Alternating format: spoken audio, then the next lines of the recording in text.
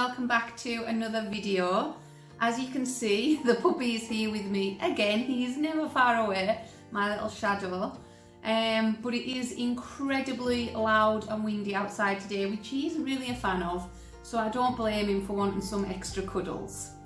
Today's video is something a little bit different. I was racking my brains trying to decide what to do for this week's video, and I suddenly thought that I have been making more of an effort this year to read more books, to watch films and TV shows that I haven't watched before. I am a sucker for comfort shows, so rewatching things that I've already seen and I know how they're going to turn out. I tend to rewatch the same things over and over again. Friends, Dinner Ladies, Gavin and Stacey. I watch them on repeat because I know that I'm going to be happy with the endings. Basically, I like a happy ending, and I am terrible for doing that. So this year I decided to try and make an effort to watch some new things, and I think I'm doing pretty well. So I thought that I would tell you a few of my favourite books, films and TV shows that I have experienced for the first time this year.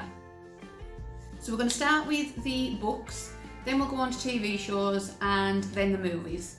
I will link everything if I can in the description box below, so that if you want to buy or watch any of them, you can. And I hope you enjoy it. Like I say, it's a little bit different, but I hope you enjoy it. So first up, we have this book here, which is Meet Me in London by Georgia Toffolo. Now, I have to be honest, when I first bought this book, I did think it sounded good, obviously, because I bought it, but I was a little bit judgmental and I wasn't expecting much because of who the author is. I know that you shouldn't judge a book by its cover or by its author, but because she's technically an author and she was sort of a celebrity-ish, I was a bit judgmental and I wasn't really expecting much from it, but I was very, very impressed by it and I would definitely recommend. So this is the story of Victoria, who is an aspiring clothing designer, and a man named Oliver, who is the heir to a big department store chain fortune. They meet in rather unusual circumstances, and this story lets us follow along on their journey together. I don't want to give too much away by seeing what happens, but there is a lot of twists and turns, a lot of ups and downs, and I was pleasantly surprised by the quality of the writing in this book. I felt very attached to the main characters, which I think speaks volumes for the writing. It was nice to have a book that is set in the UK and is in an actual real city that we know. Quite often you find with these books, they'll either be set in like America, or they'll be set in some quaint little English town that you've either never heard of or that doesn't actually exist, and it's purely fictional for the purposes of the book. With this being set in London, it references to places that I've either been to or heard of, so it really makes you feel more engrossed in the book because you can picture these places that are being talked about, which I thought was a great little selling point for it. I started this book at the very beginning of January and I finished it within 2 days. I started it quite late at night and read a couple of chapters before bed, and then the next day I was off work and I fully finished it. Once I'd started it, I couldn't put it down. I was very gripped. I needed to know how it ended up. It's your typical sort of chick lit book, really. It's a little bit cheesy in places. It's a bit predictable, but that is the sort of book I love. I love a happy ending, or at least a complete ending with no loose ends left hanging. I love curling up with a nice comfort book that you can just enjoy even when there is some low moments, and this is definitely that. There is actually some more books in the series, which I only recently found out. Along the way we do get to meet a few of Victoria's friends and find out little snippets of their stories, and the other books in the series take on those snippets and each friend has their own book. Now, I will be honest, I didn't feel a massive connection to any of the friends when we meet them in the book, but I am intrigued enough by them to possibly read the other books in the series, but maybe if I can get them cheap on my Kindle. I don't think I'm interested enough in the other stories to go and buy the books on them.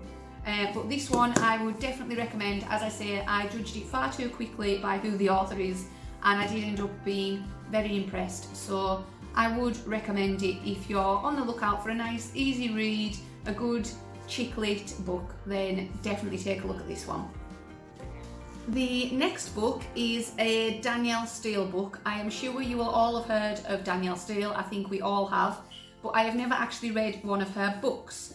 And then this one, The Wedding Dress, came highly recommended on Instagram by the bridal community. Obviously it's called The Wedding Dress. Yeah, everyone on Instagram was raving about this book, so I thought I would give it a go, and I think I read it in less than 24 hours. I was a bit skeptical to start with. I did find it a little bit hard to get into the first chapter because I'm not really big into sort of period pieces, and this does start a long time ago. So I was a bit like, oh, am I going to be able to get into this part enough to enjoy the rest of the book? But I was pleasantly surprised. I was hooked after the first chapter.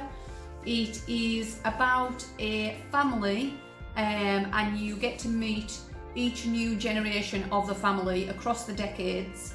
It starts with a young woman who is at her debutante ball in a very well-off family, and we follow her through to her wedding and of course her wedding dress, and then we follow on the generations from there, her children, her grandchildren, and I really enjoyed that. I love that this book spans the decades. It does bring in some of the sort of events of the time, like the financial crisis and how that affected her family, which I found actually really interesting. It's not something that I know a lot about, but the way that it ties into this story was really good, and it really felt like it gave you an insight into what families living in that time might have gone through. It also does reference the war as well. A character's husband does go off to the war, and we see how they deal with that and how that changes their circumstances. And it really was a brilliant book. I actually felt a bit bereft when this book finished. I wanted to keep reading it and keep finding out what happened to further generations further down the line. I really enjoyed this book. I almost wish there was a sequel to it so that I could keep reading about this family line. I absolutely loved it. This book made me laugh, it made me cry. There is some amazing highs in it, there is some really awful lows. I won't say that I agreed with all of the author's decisions around what happens to the characters, but that is because, as I've said, I like everyone to have a happy ending, and this book very much reflects real life in that sometimes awful things happen to the best people. I won't obviously give too much away, and there's plenty of characters in here that it could happen to, so I haven't spoiled anything. But yeah, there is a couple of things in here that I wish didn't happen because I really want everyone to have a happy ending. But I still absolutely love the book. Definitely would recommend this, and it has definitely got me intrigued by Danielle Steel. I would definitely be interested in giving some more of her books a try. And the third and final book that I would like to mention is one that I am actually still reading. I will put a picture of it here because I am actually reading it on my Kindle. It is a book again that I saw highly recommended on Instagram, and that is A Wedding in the Country by Katie Ford, I think it's pronounced. Yeah, people recommended it on Instagram and I went looking for it on Amazon, and it happened to be in the sale on Kindle for 99 pence. So I grabbed it while it was down to 99 pence. You can't go wrong for that price.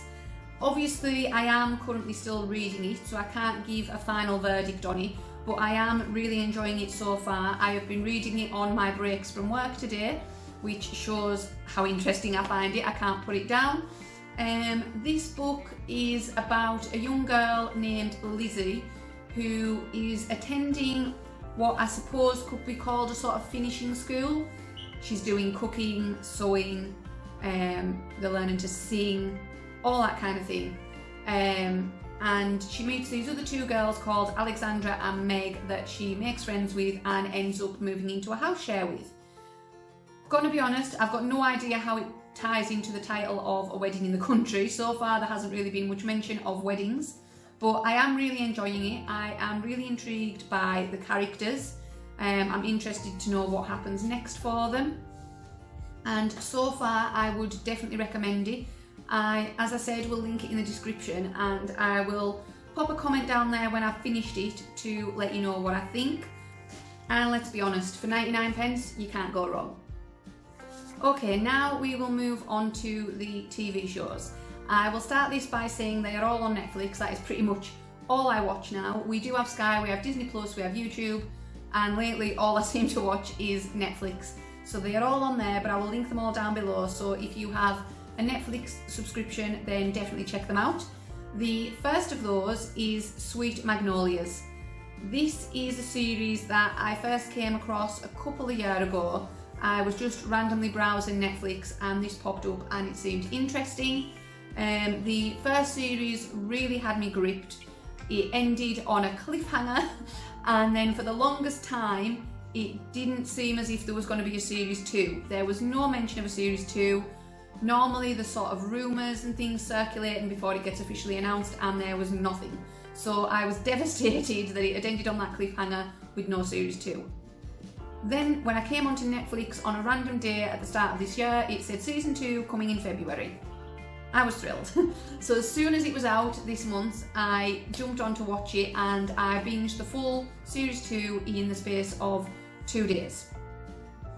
To give a bit of backstory, this series is centred around 3 female friends who live in a small town in America.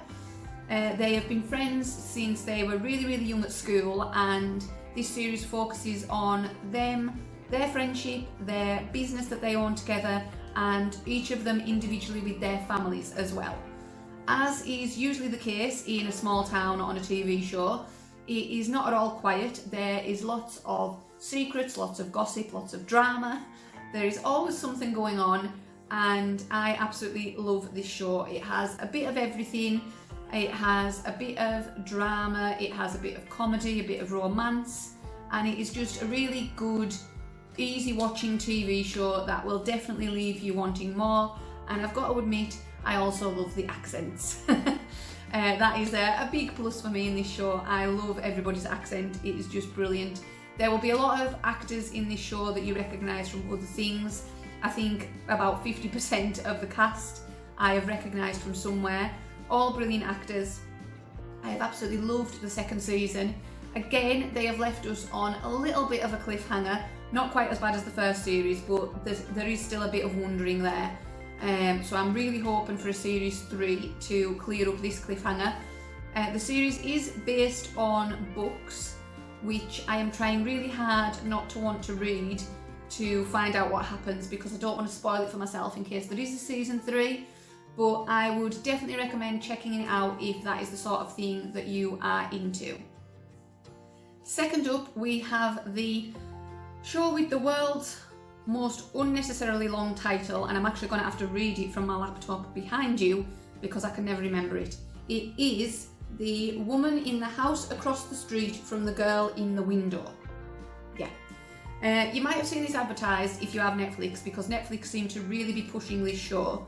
The main character in it is named Anna, and she is played by the amazing Kristen Bell, who you might know as doing the voice of Anna on Frozen. She was also the lead actor in The Good Place, which I also thought was brilliant, and she has been in so many other amazing things. This TV show is odd, is the best way that I can describe it. It is based around Anna, the main character, Kristen Bell's character, and a murder that she sees out of a window in her house. Or at least she thinks she does. She maybe does, she maybe doesn't. You will have to watch it to find out whether she does or not. It is a very strange show. It is sort of a thriller and sort of a comedy. It's a weird mix of the two. 1 minute it's really creepy and terrifying, and then 1 minute it is really funny and light-hearted, and it can switch between the two in the blink of an eye. It will constantly keep you guessing. You will change your mind about every character in it at least 2 or 3 times. One minute you will think that she's going crazy, the next minute you will believe her. We changed our mind about a lot of the characters and who we thought people really were so many times, but it is a brilliant show. I would definitely recommend checking it out if you're into the sort of thriller that isn't too scary. I'm a bit of a wimp, I don't really like horror films, and this definitely falls into that category of keeping you on the edge of your seat but not really being scary. And if you're into that sort of thing, then I would definitely recommend this. And even if you just like Kristen Bell as an actress, she plays this part really, really well, so I would definitely recommend checking it out just for that also. This is another one that it's not exactly a cliffhanger, but it does set it up where there could be a season 2 if they wanted to do that. I'm kind of hoping they do, because I did enjoy it, and the way they left it at the end, I think the season 2 would be very interesting. So fingers crossed we get a season 2 of it, and I will come back on here and review that if they do. But yeah, definitely recommend. I'm not going to say the title again, you can rewind to hear it or just go to the link below, but I would definitely recommend it. And lastly, for the TV series, we have one that we have actually just finished watching last week, and that is Archive 81. This again is a bit of a scary but not too scary type thing. On Netflix they have it in the horror, the thriller and the sci-fi categories, and I can see why it's in all 3. It's sort of got a bit of everything. It's based on 2 main characters really, and it's split across 2 time periods. So we have Dan, who is in the present day, and then we have Melody, who is in 1994. Kind of depresses me a little bit that the throwback year is 1994. Like, how far have we come that 1994 is the throwback year? But yeah, the story focuses around Melody's story, but we are watching her story through some home videotapes that Dan has been hired to digitise after the tapes were recovered from a burnt out building that burnt down in the 90s. The show flips back and forward really seamlessly between the 2 time periods, and at one point also to another time period. It does that really well. There's no sort of confusion. It will keep you guessing. You will develop your own theories 5 or 6 times throughout this one series. We constantly changed our minds about what was going on. Every character that gets introduced you will think has some kind of sinister motive. You might even find yourself doubting the good guys at times. I know that we did. Yeah, it definitely keeps you guessing. It is so intriguing. There's elements of science fiction, there's elements of religion. It's got a bit of everything thrown in there. It even has some comedy in there at times, a sort of hint of romance in there at times. It literally has a bit of everything in this series, and it's definitely something to check out if you're into sort of the weird and wonderful type thing, which I do have quite an interest in when it comes to TV shows. As I say, I'm too scared to watch horror films, but this sort of thing I'm really into. I did feel very attached to these 2 main characters, which is what kept me wanting more with this series. I wanted to know how or if they were connected. I wanted to see where their stories went, what happened to them. And the only thing I didn't like about this series was that the ending did leave a lot of unanswered questions.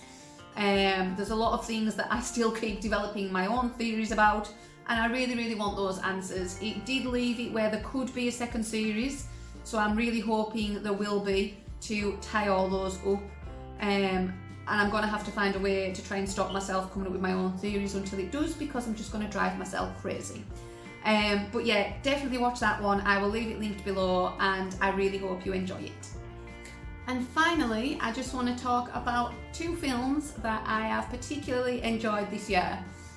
The first of those is something that is also a book, and I have had the book in my reading list, wish list, to buy list on Amazon for such a long time, because everybody raves about it. and I've just never got around to buying it. And then I saw the film version on Netflix and thought I would give it a go. It is about two main characters. The first called Louisa, who is played by the amazing Emilia Clarke, and the second is called Will. He is played by Sam Claflin or Clayful, I'm not really sure how you say his name, but both amazing actors. The story is about Louisa being hired as a sort of companion to Will. She's hired by his mother. He was tragically left a tetraplegic after a horrible accident, and Louisa is hired to essentially cheer him up and get him used to his life the way that it is now.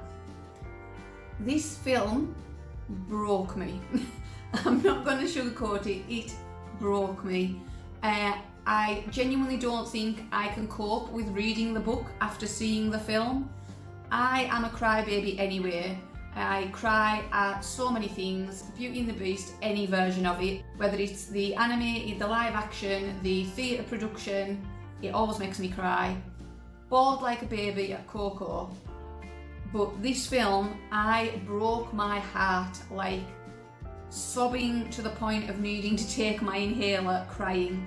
I cried so much at this film. They both played their parts so amazingly that I was so attached to these two characters, and I had no idea really what it was about going into it. I'd seen so many people rave about it, but I'd never actually seen what the story was about. I just thought it was going to be a really nice romantic film. I got really attached to these characters. I wanted them to have the happiest of happy endings, and I cried like a baby. There is a whole host of other amazing actors in this film that make this film what it is, but those two main characters are just amazing. This film, above any, I would definitely recommend, but if, like me, you are a crybaby, please have some tissues to hand and please prepare yourself, because you will cry, and you will cry a lot. Like I said, I don't think I can read the book after watching the film, and I don't think I can watch the film again for a very long time, if ever, now that I know how I reacted to it. Some of you are probably thinking I'm a bit insane and that it's a bit of an overreaction, but I genuinely just did cry so much. But it really was a brilliant film. It was so well written, so well filmed, so well acted. So please watch it, but do have the tissues ready. Lastly, and in a stark contrast to Me Before You, we have The Wedding Singer. Now, I know you're probably thinking, how is The Wedding Singer new to you? It has been out for a long time and it is a very popular film. Honestly, I have no idea how I have never seen this film before. It is exactly the kind of film I would normally go for, and I knew it existed, I've just never been particularly drawn towards it. But I have been doing this wedding movie marathon since the start of 2022. Apologies for the noise of the dog's toys. I've been doing this wedding movie marathon since the start of 2022 in the lead up to the wedding, and this was one of the most recommended ones. I'm a bit unsure how I feel about Adam Sandler. In some movies I absolutely love him and think he's brilliant, and then in some movies I find him a little bit irritating.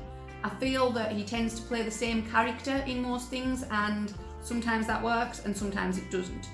However, in this film, he's with Drew Barrymore. I love Drew Barrymore anyway, but I particularly love the two of them together. I love them in 50 First Dates, I love them in Blended, both of which are brilliant films. If you haven't seen them, definitely watch those. And I love them together in this film. They just work so well together as a pair. This story is about Robbie, who is Adam Sandler's character. He is a wedding singer, which hence the title, and he is very unlucky in love. He then meets Drew Barrymore's character Julia while he is performing at a wedding, and this story follows how their friendship develops, how they are both in their own way unlucky in love. They are both looking for the same thing, and it is just a typical romantic comedy. It's funny, it's light-hearted, it's easy to watch, it's entertaining, and it's just an all-round great film. It is set in the 80s, so the soundtrack to this film is brilliant if you're into that kind of music. But yeah, to end on a light-hearted note, this film is just really funny and really entertaining, and I would definitely recommend you give it a watch whether you are in the midst of wedding planning or not, but especially if you are like me, this will definitely get you in the wedding mood. And that is everything that I have for you today. Like I said, this has been something a little bit different to what you'll be used to on this channel, but I hope you've enjoyed it. If you do, please like the video, and if it seems like it's been a popular video idea, I will do it again in a few months' time to update you with any new ones. The puppy has come back just in time for the end of the video. So I just want to say thank you so much for watching. We really appreciate it, don't we? Yes, we do. We really appreciate it. If you're new around here, then please go and check out my other videos, and definitely click that subscribe button if you haven't already. I have a subscriber aim that I'm hoping to hit this year, so it would mean a lot to me if you would click that button. And I will see you next time for another wedding related video. Bye.